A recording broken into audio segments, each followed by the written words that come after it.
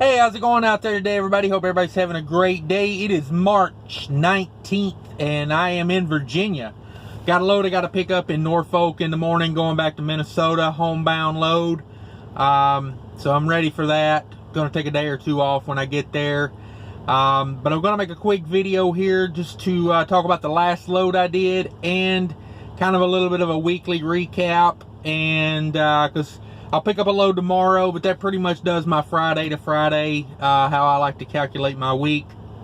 And I want to talk to you about a few things affecting the trucking industry right now.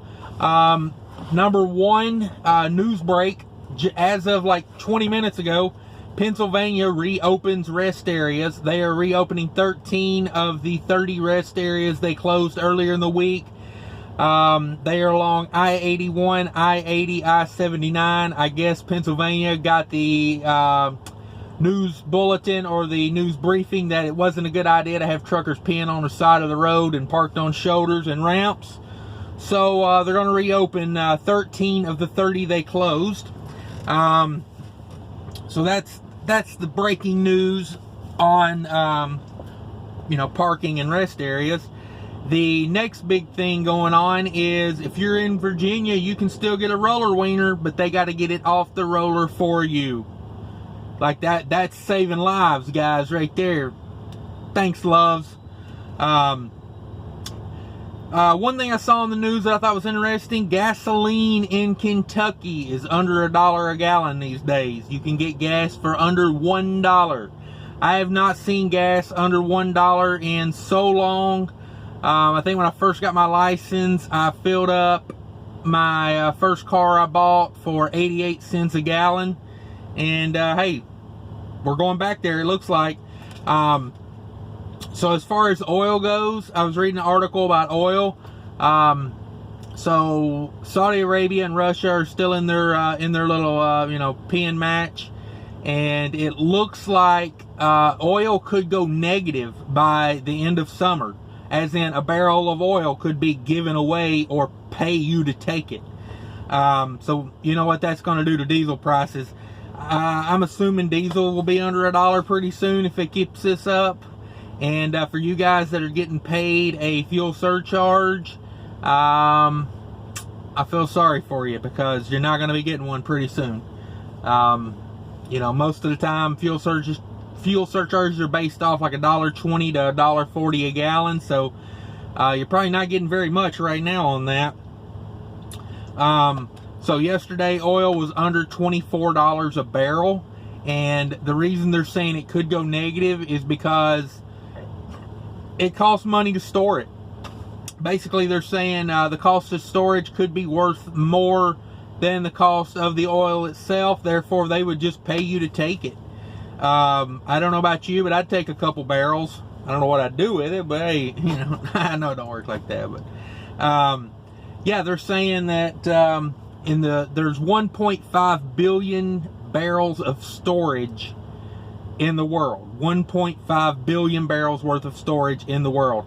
They're saying that they could be an overproduction in the second quarter of 900 million barrels. So over half the storage in the world could be produced in an excess in the second quarter alone. So I don't know, we'll see where that takes us. But that's kind of the news right now. I just wanted to touch on those things because to me those things are what's affecting truckers. But this last load I picked it up in New Jersey, brought it down here to Virginia. It was about 220 loaded miles, paid $1,000. I take those all day. It weighed 26,000 pounds. And it was a pick it up in the afternoon, deliver it in the night. It was a straight through run. They gave me about 11 hours to do it, on like a 4-hour run. Made good time with it. Came down here set and delivered it last night. It was a frozen food load. It weighed 26,000 pounds. I don't know how much I spent on fuel on it because I had a full tank before I started it and I didn't buy any fuel, because, man, whatever, it's didn't need it, so I didn't buy it. Don't really like buying it in this area, to be honest with you. So that's pretty much going to wrap up my week. It's been a very short week because, you know, I'm not going to run a bunch of miles when the rates are like this. I'm going to pick my spots. I'm going to do what's the best, you know, profit-wise. And that's how I like to do it. You know, when I got the, you know, when I got the upper hand, I'm going to use it. I'm going to take advantage of it.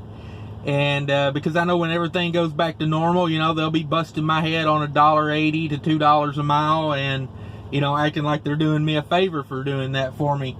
So right now, while I've got a chance, sorry, it's hot here. I just got out of the shower. Yeah,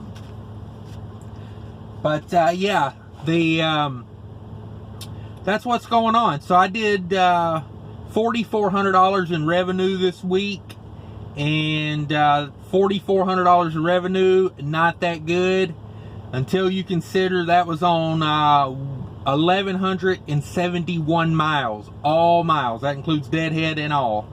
I spent about $386 on fuel to run those miles.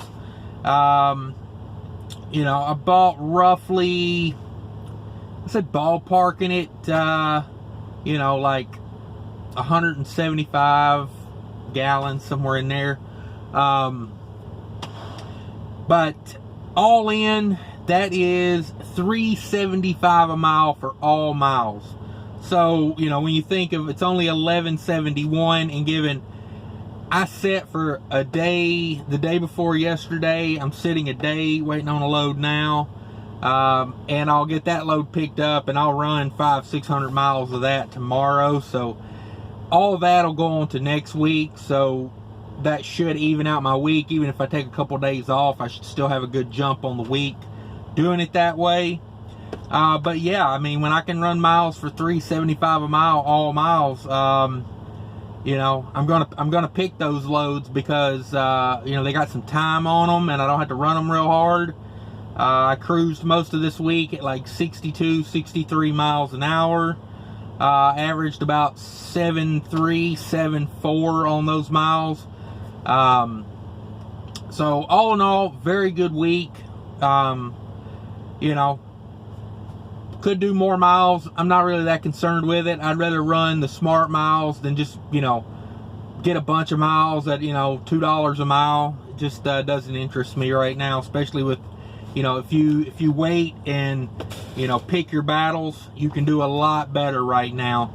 And you know, I'm not trying to like price gouge or anything like that. You know, I understand people need stuff, and I want to get it through, and I want to, you know, I want to do my part to deliver it. But at the same time, I know these shippers and these brokers, like I said, as soon as things go back to normal, they're going to be, you know, trying to knock my head off. And I'm not trying to knock their head off right now. I'm just trying to get my part of it while there is something to get, because you never know, you know, things could slow down really bad after this. So it never hurts to stockpile a little cash. But that's what's been going on, guys. Your Pennsylvania rest areas are open. You can still get a roller wiener. You just have to get it served to you. So just ask someone at Love's to get you a hot dog. Like, that's doing a whole lot of good. I don't understand that. You know, those it's still people touching stuff and doing stuff. And personally, I would rather get my own food than to have someone else that I don't know get my food. So I don't understand that. Some of the things that are going on with this virus, I find very weird. One thing I find very weird is these store times for the elderly. I seen Target was going to have certain hours for the elderly to come, and I'm just like, what good does that do? You know, it's like, if anything, they should have everyone, like, just a limited number of people in the store at one time. If you wanted to do it, you know, anything, that's the way I would do it. Maybe say, you know, max 50 people inside the store at one time, you know, to keep everybody kind of away from each other. But who knows? You know, to me, if you get 200 elderly people in the store together at one time, it's just as bad as, you know, 25 younger people and 25 elderly people. That makes no sense to me why they're doing it that way. But then again, I see a lot of things during this that aren't making sense to me. I'm sure y'all do too. You know, why some people need, you know, to feel comfort in knowing they have 500 rolls of toilet paper at their house. I mean, you know, to each their own, but, you know, let's be honest with you, that's a coping mechanism more than it is anything, because, you know, there's no need to have 500 rolls of toilet paper at your house. But anyway, guys, I'm going to hop off here. Just wanted to talk to you a little bit. Appreciate everybody watching. If you could, hit that subscribe button. Maybe hit the like button. For sure, leave a comment. And take care of each other out there. Later.